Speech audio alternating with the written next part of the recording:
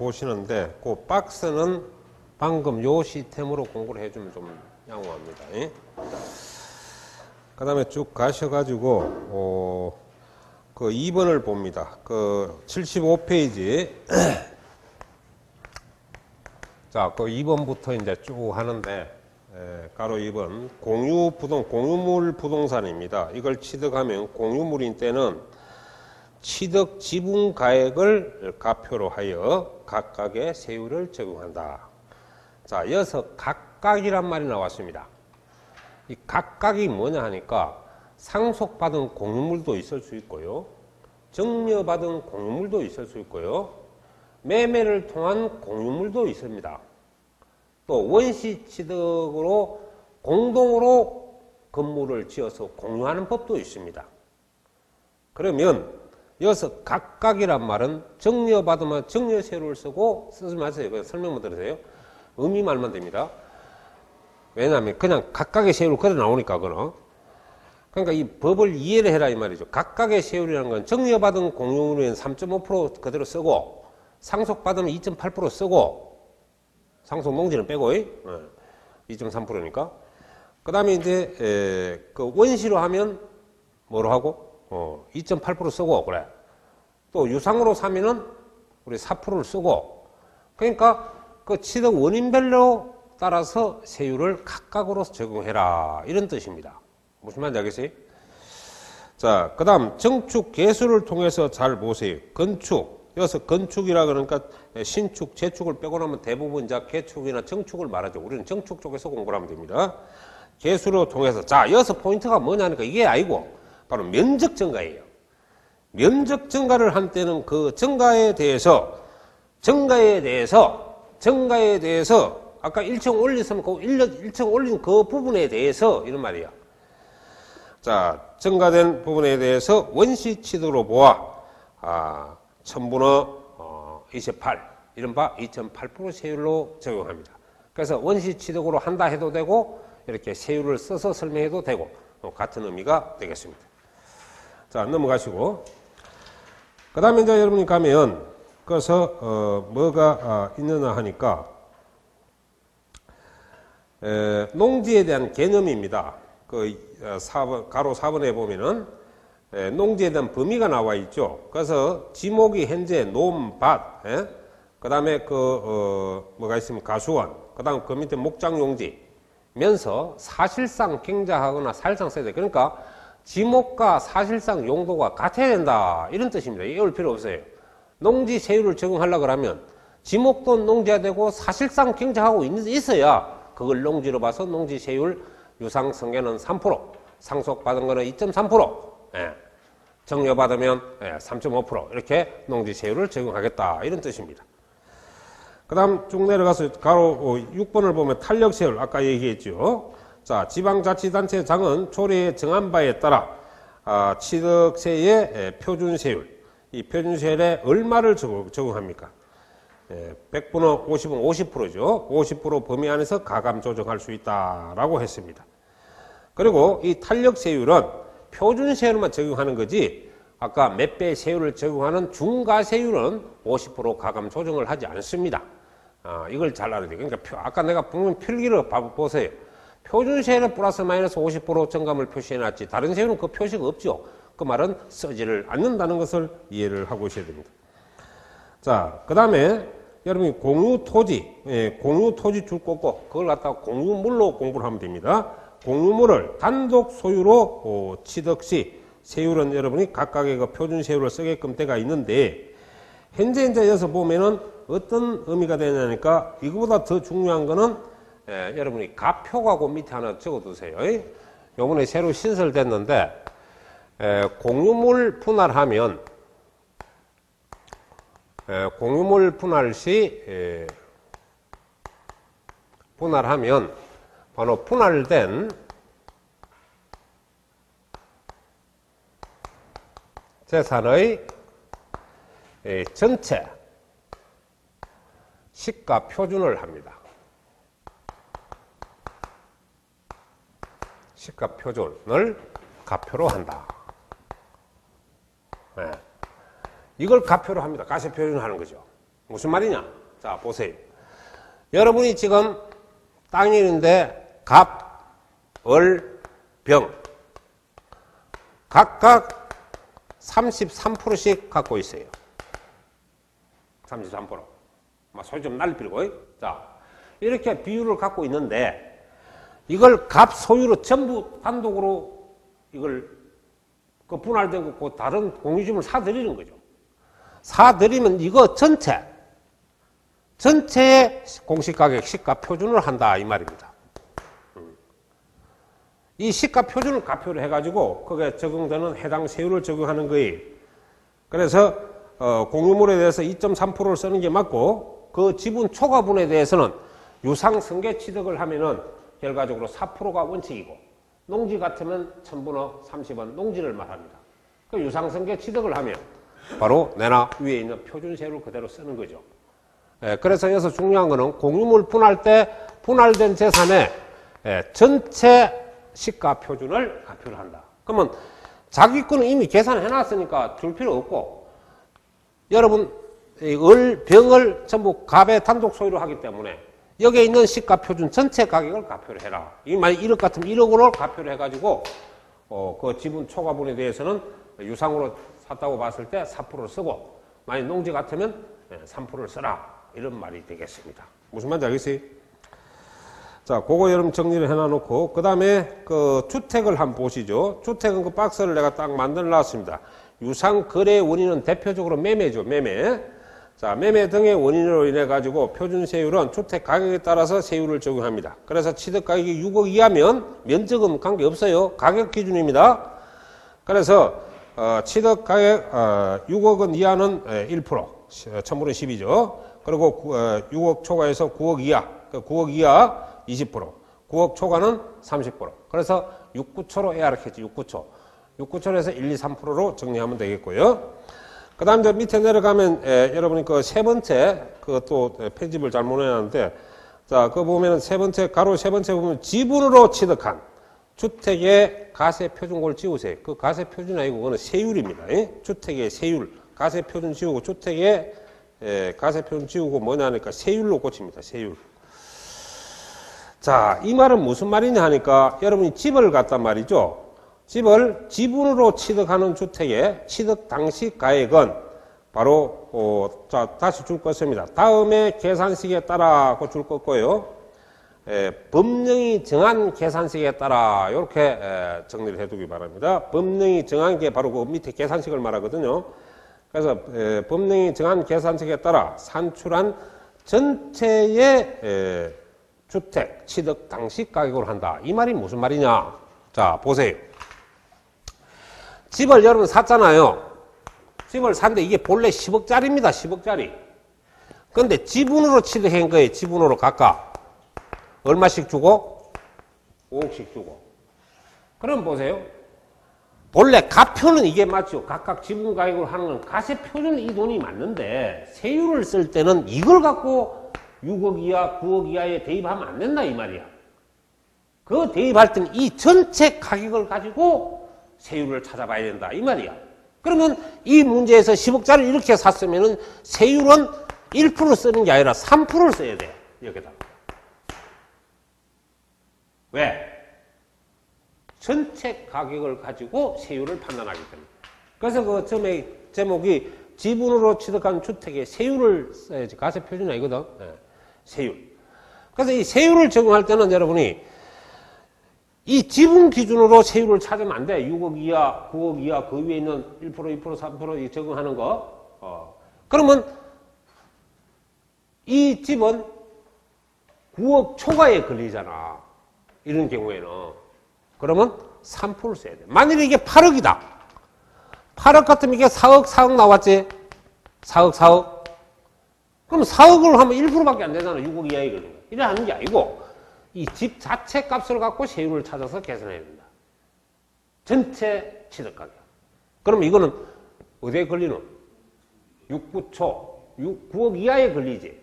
그럼 이건 2%를 써야 됩니다. 요번에 이 시험 나온다. 단단히 해놔라. 그래서 이걸 계산을 하는데 여러분이 시간상으로 계산을 할 시간이 없습니다. 시험 치러 가면 실제는. 확 달려가기 바쁜데요. 요즘 노래 같이 못 따라 하듯이 우리가. 요즘 애들 부르는 노래 같이 따라 합니까? 하다 보면 저 반주는 저 위에 가 있는데. 자, 그런 식과 똑같아요. 모네요. 속도가 안 나옵니다. 그러면 어떻게 찾아야 되냐 하니까 공시가격, 집값 전체 공시가격을 보면 어느 정도 가격이 나옵니다. 뭐 공시 전체 집가격이 뭐 7억 5천이다 이래 나오죠. 그럼 계산할 필요 없어요. 그럼 어디에 걸맞되는 게 6억 이하에 걸맞되는 거예요. 아, 저 9억 이하에 7억 5천이 나왔으면. 에? 또 공시가격 전체가 12억이 나왔지. 그러면 9억 초과에 걸리지.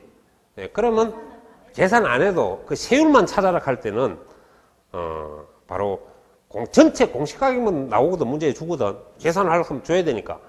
전체 공시가격 보고 세율 찾으면 돼요. 지분 보고 찾으면 안 됩니다. 주택 유상승계 취득에 한해서만 그런 거야. 아시겠어요? 유상승계 취득에 한해서만. 네. 자, 넘어가고. 그래서 여러분이 그거 넘기고 그 다음에 봅시다. 4번. 자, 주택을 신축하거나 정축한 후 그 부속 토지를 정해. 그러니까 여러분 남의 땅에다가 여러분 집을 먼저 지어요. 지어놓고 그 부속 토지를 사들이는 겁니다. 그런 행위죠.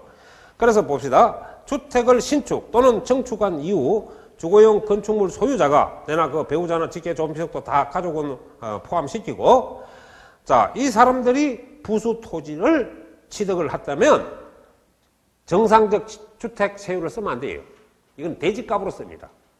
대지값 4%를 쓰는 거죠. 그래서 취득 세율은 1%에서 3%, 6,9초 세율을 쓰지 않는다 이 말이야. 그렇지? 그러니까 이 말이야. 봐봐. 이게 지금 을의 땅이라, 을의 대지인데 여러분이 집을 먼저 이제 지었어. 이거는 그 뭐 갑의 땅이라. 집을 사놓고 여러분 가족이나 여러분이 이 집 소유자가 이 땅을 사들이는 거야. 집부터 지어놓고 남의 땅에다. 그러면 이 땅에 대해서는 주택 유상승계 취득세율 6,9초 1%, 2%, 3%를 쓴다 못 쓴다? 못 쓴다. 그러면 뭐 4% 유상승계 취득세율을 써야 된다 이 말이라. 대지로 봐서. 아시겠어요? 자, 법이 그렇게 자꾸 어려워집니다. 갈수록. 자, 그래서 내가 공부하기 좋게 박스로 딱딱 만들어 놨습니다. 그걸 여러분 참작해서 필기할 필요 없죠. 그대로 쫙쫙쫙 읽어보면 되는 그런 내용입니다. 오타가 조금 있어서 그렇지 책은 멋지게 편집했단 말이에요. 자, 그 다음에 오타는 눈에 안 보여서 할 수 없는 기고. 자, 그러면 여러분이 그래서 81페이지 특례세율대가 있지. 자, 특례세율 아까 중과 기준세율을 적용하는 경우 설명을 다 해놨어. 중과 기준세율은 1000분의 2, 2%를 말해. 자, 그리고 다만 그거는 공부 안 해야 된다.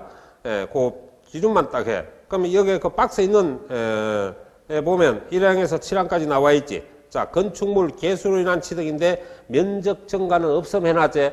면적 증가는 원시 취득이니까 면적 증가 없이 가액만 넣는 걸 우리는 간주 취득으로 보는 거야. 그 다음에 지목 변경, 차량 종류 변경 안 해도 되고 지목 변경, 그러니까 개수에 개자 동그라미 치고 지목에 지자 동그라미 치고 가점에 가자 동그라미 치면 지게가가 나오지. 지게가. 그래 애우란 말이야. 그게 포인트니까.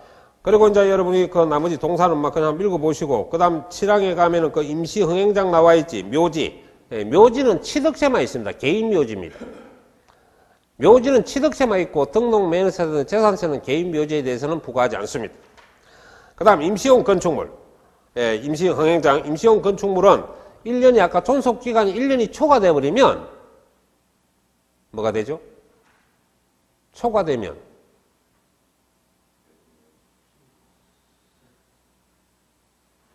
세율을 적용한다 했잖아.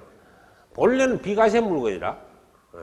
모델하우스 지어놨는데 그게 1년 이하에 철거할 것 같으면 1년 이하에 그거는 세금이 없는 거야. 본래는 건물에 대해서.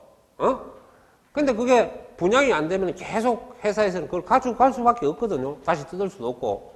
그래서 3, 4년에 쓴단 말이야. 그럼 그 모델하우스에 대해서는 취득세를 다 부과하는 게 아니라 2%만 부과하겠다 이 말입니다. 무슨 말인지 알겠어요? 자, 그 내용만 종류만 외우면 되고요. 자, 넘어갑시다.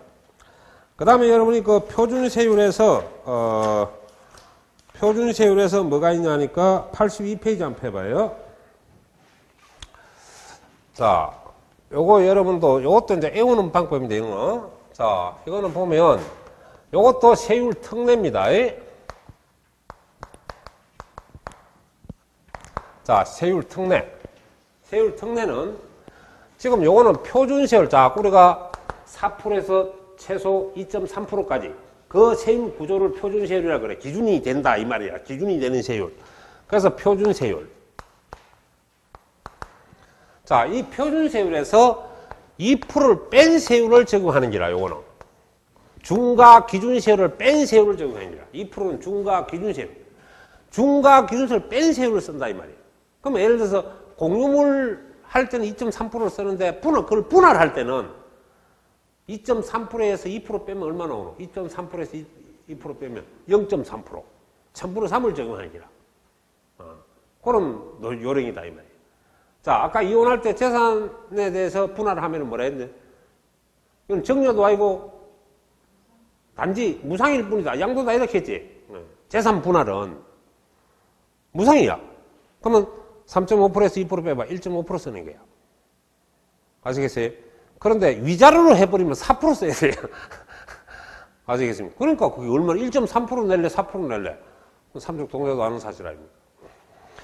자, 그래서 여러분이 이런 구조에서 요게 지금 종류별로 그걸 딱 종류를 먼저 기억을 해놔야 돼. 그래서 뭐 문제가 어떻게 만들어지냐니까 지금 지게가 출신 이거 하고 2% 쓰는 거 하고 이거하고 믹스 시켜서 문제가 만들어진다고. 그러니까 한쪽을 내야 이쪽을 내든 저쪽을 내든. 그러면 일단 여러분이 한매 등기. 한매 등기를 병행하는 한매를 통해서 매도자와 매수자 간에 서로 주고받는데 한매 기간은 민법상 용어가 같이 5년이다. 5년 안에 사고 파는 거야. 이게 한매지. 자, 한매 등기 병행. 그 다음에 상속. 상속은 상속인데 그 대상이 상속으로 1가구, 1주택. 1주택인데 사치성 재산인 고급주택은 제외하고 고급주택은 이걸 쓰지 못해. 중과세라기 때문에 제외. 1가구 1주택. 근데 잘 들어라. 이어서 1가구란 말은 여러분이 부모하고 자녀가 함께 살아. 근데 자녀는 집이 하나도 없어. 있으면 안 돼. 이걸 못 써. 있으면 2.8% 써야 돼.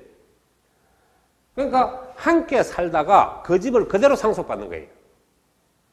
부모하고 같이 사 부모 돌아가시는 바람에 그 집을 그대로 상속받아서 사는 거예요. 그런 집을 말하는 겁니다. 이거는. 무슨 말인지 알겠어요? 그 다음에 이제 자격 농지가 있는데, 농지도 농민끼리, 농민의 자녀로서 부모의 농지를 받으면 또 농지에 대한 0.3% 아까 표준세에서 2% 빼면 0.3%를 내는 이런 내용이 되겠습니다. 그런 내용으로 봐야 돼요. 그 다음에 이제 공유물 분할. 공유물 분할하고 또 이제 합유물 분할. 이거는 지분 변화, 지분의 변동이 없는 걸 말합니다. 지분 변동이 없는 거. 이런 등이 있고. 그 다음에 이제, 아까 분할할 때 주의해야 되는 거는 가표, 시가 표준 전체 가격으로 한다. 그걸 꼭 알아둬요, 분할할 때. 자, 그 다음에 이제 뭐냐니까, 건축물 이전. 건축물 이전인데 이거 가격 정감이 없어야 돼. 가격 변동이 없어야 돼. 가격이 오버되면 그대로 건물 가격 그대로 이전하는 거야. 그 다음에 이제 가면 재산 분할. 그러니까 이혼이 목적이 아니죠. 우리는 재산 분할이 주 핵심이 됩니다. 이혼 시 재산 분할. 그 다음 여러분 법인 합병. 기업의 합병, 빅딜. 법인의 합병. 합병 시 부동산 합치는 거. 이런 걸 말해요. 그래서 요거는 표준세율에서 2% 뺀다. 그러면 이게 환매는 유상승계취득이죠. 여러분이. 환매는. 그래서 4%에서 2% 빼면 실제 세율은 2% 쓴다. 이런 말입니다. 근데 시험에는 가면은 표준 세율에서 중과 기준세율을 뺀 세율을 쓴다. 이래 나와요, 이게. 아시겠습니까? 그러면 환상공 건재합 요래 오면 돼요. 합병이 중요하지, 법인은. 환상공 건재합.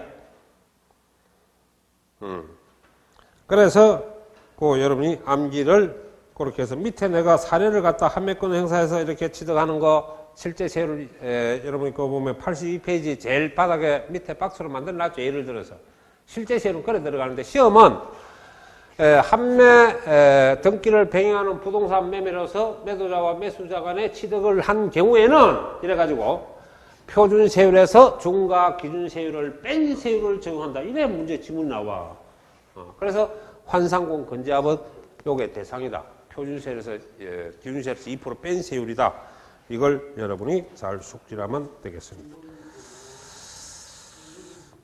자, 그래서 그거 좀 정리를 해두고 그 다음 쭉 넘어갑니다.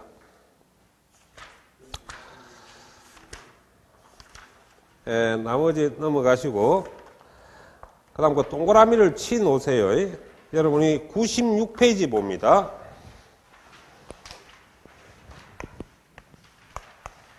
(96페이지) 세율의 변화입니다. 세율의 변화. 자, 여기서 지금 8번을 보세요. 8번. 중과세율을, 이거는 무건세율을 적용하는 방법이죠. 그래서 가로 1번 동그라미 치고 쳤어요. 그 다음 가로 3번 동그라미 치고 4번, 5번 동그라미 쳐서 공부를 해야 됩니다. 이거. 자, 이 말이 무슨 말이냐? 1번 한번 봅시다. 여러분이 토지나 건축물 나와 있죠. 취득한 후, 그러면 토지나 건축물을 한마디로 표현하면 일반 건축물, 일반 부동산이라는 표현을 써도 됩니다. 그래서 일반 부동산, 토지, 건축물에 취득을 한 후 5년 내에 토지나 건축물이 별장, 골프장, 고급 주택, 고급 오락장, 줄쫙 거기까지 한마디로 사치성 재산이 되거나 이렇게 통합하면 됩니다. 뭐라고? 별장 5선주 해서 우리가 바로 뭡니까? 별장 5선주 사치성 재산이죠. 그러니까 여러분이 일반 부동산을 사가지고 사치성 재산으로 만들어지거나 그 말이에요. 그 다음에 또 가밀억제권역 안에서 수도권 안에서 말이죠. 법인의 본점 또 주사무소, 그러니까 본점이 뭐고 주사무소는 뭐냐라는 의문이 있을 건데 본점은 영리법인의 본사입니다. 주사무소는 비영리법인의 본사죠. 자, 이런 사업용 부동산을 여러분이 취득하거나 공장 신정설 부동산에 해당하는 이런 경우에는 중과세율을 적용하여 자, 취득세를 추징한다, 면제한다. 추징이 뭐냐? 추가 징수한다 이 말입니다. 추가 징수한다. 그래서 여러분이 일반 부동산 사가지고 5년 안에 중과세 물건, 즉 사치성 재산이 되거나 공장 신성설 이런 중과세 물건이 되면 중과세율을 써가지고 계산한 금액을 옛날에 냈던 세금은 빼고 나머지 남은 돈은 다 추가로 징수한다는 말입니다. 이미 부동산 살 때 과거에 냈던 거는 빼고 만약에 이렇게 해가지고 1000만이 나왔다. 과거에 200만 냈다. 그러면 추징 대상은 800만 원 정도 여러분이 징수를 할 수 있는 이런 기술적 방법을 설명합니다. 그래서 여기서 포인트가 뭐냐? 바로 여러분이 5년 안에 중과세 대상 물건이 되면 추징한다. 이거는 마무리를 잘 읽어야 됩니다. 추징한다. 추가로 징수한다. 요걸 잘 알아둡니다. 그 다음에 세 번째 마찬가지인데 또 여러분이 사치성 재산, 이른바 고급 주택이나 별장, 골프장, 고급 오락장 한마디로 전부 사치성 재산이죠.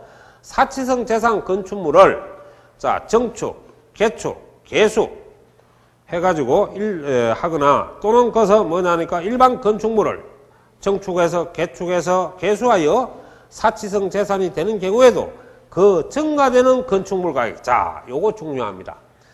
정축이나 개축, 개수가 나오면 항상 증가의 개념을 아셔야 돼요. 전체 가격이 아니고 증가된. 그러면 만일에 여러분이 3층 건물이었는데 5층으로 올렸다. 그러면 2층 값이죠. 올린 값. 그게 증가된 부분이에요. 그래서 그 증가 부분에 대해서 중과세율을 적용해서 여러분이 취득세를 부과한다는 말입니다. 이거는 추징한다는 말이 안 나와요. 그 증가분을 그대로 여러분이 간주취득 계산할 때 이렇게 계산하는 방식을 증가분에 대해서 가표를 해가지고 중과세 대상을 계산해서 적용한다는 거 알아둡니다. 그 다음에 여러분이 네 번째 가면은 공장 신설 또는 정설, 이게 가민억제권력 수도권 안에서 일어나는 현상입니다. 자, 줄을 껐습니다. 사업용 가세 물건의 소유자를 갑으로 표시해 놓으세요. 사업용 가세 물건 소유자, 주인은 갑이고, 그 다음 공장 신정설자, 그러니까 신설하거나 정설한 자 밑줄 꺾고 그걸 을로 적어 봅니다. 자, 그럼 각각 을은 서로 다르죠? 다른 경우에 사업용 가세 물건 소유자가 공장 신설, 정설한 것으로 보아 중과세율을 적용한다. 줄 꺾고 중과세율을 적용한다. 이 말은 중과세에 대한 납세 의무자가 누구냐 이 말입니다. 소유자를 말하죠. 갑을 말합니다. 갑. 그럼 중과세 납세 의무자가 봐요. 여러분 건물에다가 여러분 지금 수도권 안에서 뭐 상업지역이나 주거지역 이런 지역에다가 여러분 땅에 건물이 있었는데 여기 와서 공장 신정설을 하는 거라. 그럼 여러분은 이거는 여러분이라 갑이. 그럼 이 사람은 을이라. 여기에 대한 중과세 계산해서 취득세 누가 낼래 이 말이에요. 임차인이 낼 필요 없죠. 소유자가 내야죠. 무슨 말인지 알겠습니까? 자, 이거 잘 알아두는 것이 좋습니다. 그 다음에 5번에 보면은 같은 취득 물건에 대해서 둘 이상 세율에 해당되는 경우에는 그중 높은 세율을 적용한다. 자, 요거는 여러분이 꼭 적어놔요. 취득세, 그 다음 재산세 등의 사용, 그래 적어놔. 낮은 세율입니까? 높은 세율입니까? 높은 세율. 그래서 여기 어떻게 잘 나오냐? 낮은 세율로 적용한다. 이 뭐 국가가 뭐 깎아주지는 않습니다. 악착같이 받아갑니다. 그래서 어떤 여러분이 땅이 있는데 부동산이 있는데 그게 세율이 두 개로 걸리죠. 높은 세율, 낮은 세율이 있으면 국가는 높은 세율을 해야 세금을 많이 가져갈 거 아닙니까? 그래서 항상 그런 개념이 세법에 전체 다 지배를 한다고 생각하면 돼요. 세금이 다투면 항상 큰 거 가져가는 게 국가라. 특히 난조소득세에 가면 그게 강합니다. 아시겠어요? 자, 그까지 여러분이 정리를 해놔놓고 그 다음에 여러분이 가서 보면 99페이지 자, 취득세 부과징수 해놨제 취득세 부과징수에서 납세지가 있어. 그래서 그 줄을 껐습니다. 개요에 보면 취득세는 도세로서 도세도 되고 특별시, 광역시세도 되죠. 그래서 취득세는 도세, 광역시, 특별시, 광역단체 조세입니다. 자, 줄 거세요. 그게 취득 물건 소재지를 네모로 딱 하고 를 관할하는 도에서 그 취득자에게 부과함을 원칙으로 하지만 도세 징수의 이임에 관한 규정에 따라 자, 줄을 껐습니다. 실제로 취득세 부과징수는 과세대상 물건 소재지 도지사, 특광도, 시장이 거두는 게 아니고 그 밑에 있는 기초자치단체장이 실제로 실무를 담당합니다. 그래서 바로 시장 군수가 징수하는데 여기서 구청장은 안 나오죠. 구청장이 항상 포함되어 있다는 거 꼭 기억해야 됩니다. 세법에는. 자, 그래서 시장 군수 나면 구청장 항상 포함되어 있어요. 여러분이 징수. 그러면 북구에 있는 부동산은 북구청에서 징수한다 이 말이에요. 아시겠죠? 자, 그 다음에 부동산의 그 항상 이 취득세나 등록면허세, 재산세는 항상 소재지 원칙이라는 걸 꼭 기억해야 됩니다. 납세지는. 자, 넘어가시고 그 다음 쭉 가면은 어디로 가서 정리를 해놔야 되냐 하니까 자, 그 보시면은 100페이지를 보면 여러분이 취득세 부과징수입니다. 나옵니까? 자, 취득세 부과징수 2번이 부과징수 나오는데 취득세 징수 방법은 항상 신고납부 방법이라는 걸 꼭 알아야 된다. 무슨 방법? 신고납부. 그래서 우리가 60일이나 6개월 안에 신고납부하라 그랬죠? 그러면 이때 그 법정 신고 기한을 지키지 않으면 가산세가 부과된다 했습니다. 그래서 반드시 법정 신고를 지켜서 신고를 함으로써 일종의 절세 효과도 있다 이렇게 말했죠. 자, 일반 원칙은 거기 보면 취득한 날로부터 60일 안에 가표와 세율을 적용해서 산출한 세액을 신고하고 납부하여야 한다. 이른바 신고납부를 설명하고 있습니다. 며칠 안에? 60일 내. 무슨 날로부터? 취득한 날로부터. 아시겠습니까? 그럼 이 안에 안 하면 뭐 얻어맞아? 가산세. 그렇죠? 자, 상속은 상속 개시일에 속하는 달의 말로부터 6개월 이내. 특히 납세자가 외국에 있으면, 주소가 외국에 있다는 납세자가 외국에 있으면 9개월 이내에 신고하고 납부한다. 맞죠? 그 다음에 토지거래 허가구역에서는 대금을 완납한다 하더라도 민법상 유동적 무효입니다. 그래서 해제일이나 또는 허가일로부터 해가지고 60일 안에 신고 납부를 해야지 대금 지급한 날로부터가 아닙니다. 주의해야 됩니다. 무슨 날로부터? 허가일 또는 해제일 또는 뭐 축소일. 그러니까 이 세 가지 해제가 되는 날로부터 해서 60일 안에 신고하고 납부하면 되는 겁니다. 이거 대금 지급일로부터 하면 안 돼요, 이거는. 그래서 요거는 60일을 어디에 줘야 되나? 허가일, 요게 맹심해서 해야 두셔야 됩니다. 60일이 중요한 게 허가일로부터 요게 맹심해. 자, 그 다음에 60일 안에 내가 아까 설명했다시피 취득세는 대원칙이 60일 안에 해라, 상속외는. 그러면 이 안에 하면 되니까 이 안에 언제든지 뭐 하면 됩니까? 등기하면 돼요, 안 돼요? 하면 되죠.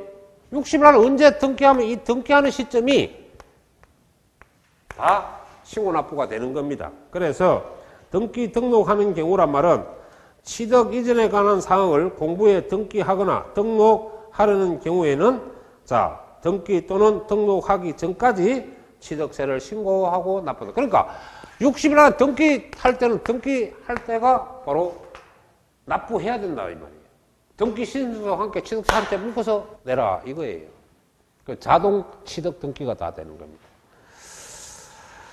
자, 그 다음에 그 중과세 대상으로 변경이 되는 경우, 아까 우리가 5년 안에 일반 건물을 사가지고 정축을 해서 사치성 재산이나 이런 중과세 물건이 되면은 추징한다고 했지. 그 추징하는 것을 여러분이 지금 중과세 대상으로 변경되는 경우를 잘 봅니다. 자, 이거는 추징이 되는 거는 60일이 아니고 30일 안에 신고납부를 하는데 여기서 중요한 거는 뭐냐 하니까 가산세까지 공제를 하느냐 안 하느냐. 과거에 냈던 세금 빼고 내가 나머지 금액을 추징한다 그랬잖아요. 근데 과거에 가산세 맞은 거 빼먹을 지나서 맨날 가산세 내고 나중에 빼먹지. 가산세는 벌칙금 성격의 조세이기 때문에 절대 공제 대상이 안 됩니다. 그래서 요 잘 읽을 때는 30일 이내에 잘 봐야 되고 이미 납부한 세금을 공제할 때 과거에 가산세 얻은 만까지 빼먹지는 못합니다. 가산세를 빼줄 수가 없어요. 무슨 말인지 알겠어요? 그러니까 이 말이라. 자, 여기 보면 세금을 갖다 이제 이래 우리가 일반 물건을 살 때, 일반 부동산을 살 때, 토지를 살 때, 취득세 예를 들어서 500만 냈어. 응?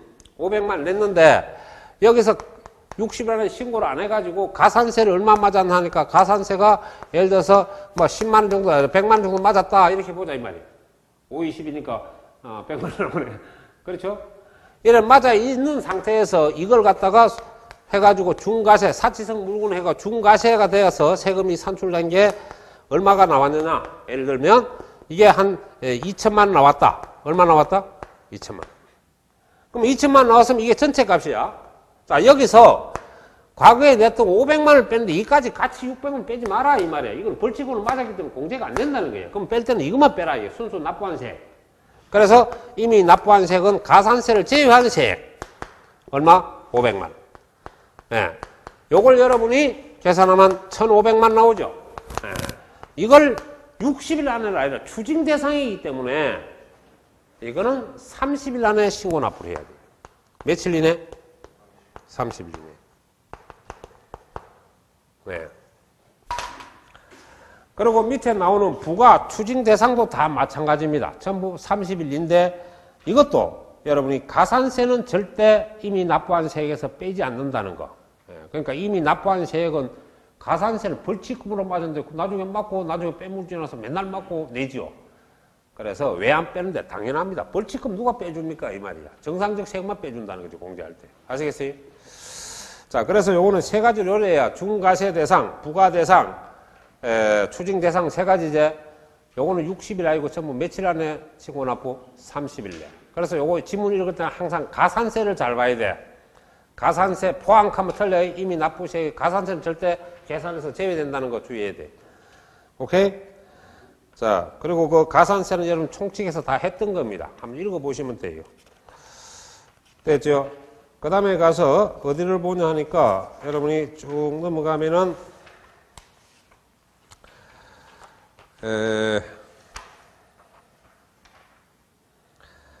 102페이지 봅니다. 102페이지.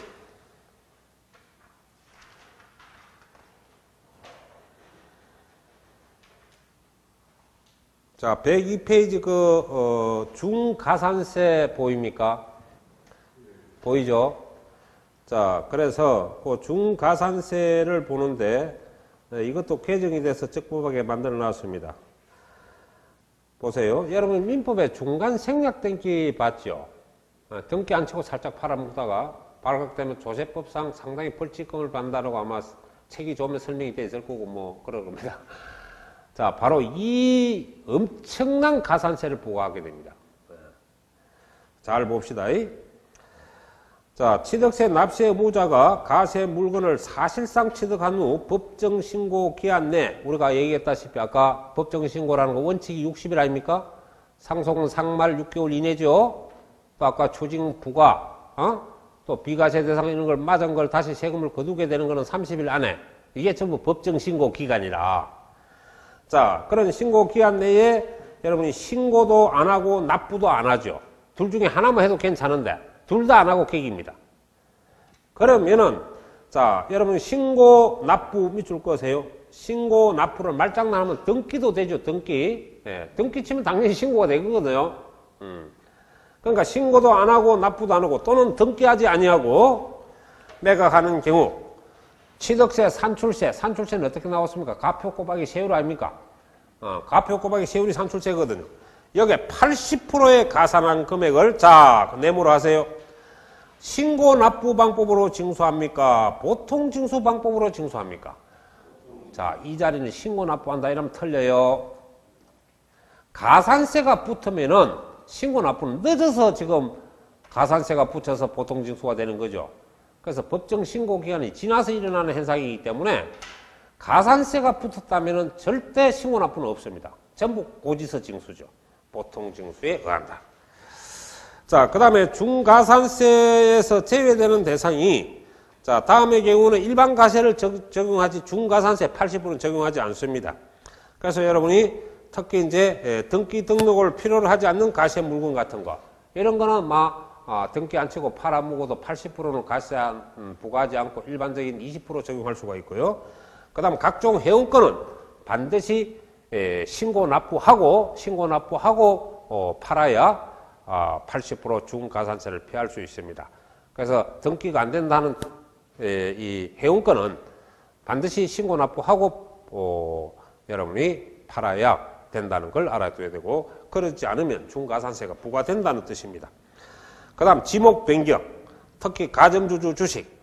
자, 지목 변경과 가점주주 주식에 대해서는 이미 이건 정부 쪽에서 알고 있는 거기 때문에 중가산세를 부과하지 않습니다. 왜냐하면 지목 변경은 주인이 바뀌는 게 아니라 본 주인이 여러분이 뚝딱거려 가지고 가액을 증가시키는 거죠. 그러니까 이미 주인이 아는 거예요. 누가? 시장, 군수, 구청장이 알고 있는 겁니다. 등기부등 다 돼 있는 거죠. 변동이 없는 거예요. 그래서 이런 거는 신고 납부하지 않고 팔아먹어도 일반 가산세를 적용하지 80% 중가산세를 적용하지 않습니다. 됐죠? 자, 그래서 그걸 여러분이 알아두고 그거 공부를 아주 잘 해놔야 됩니다. 시험에 아주 많이 나오는 내용이에요. 자, 그러면 거기에 여러분이 지금 이 책의 문제를 내가 풀지 말라는 거 풀지 마세요. 예, 그건 막 재미없는 겁니다. 자, 일단 뭐냐 하니까 107페이지 한번 펴봅니다.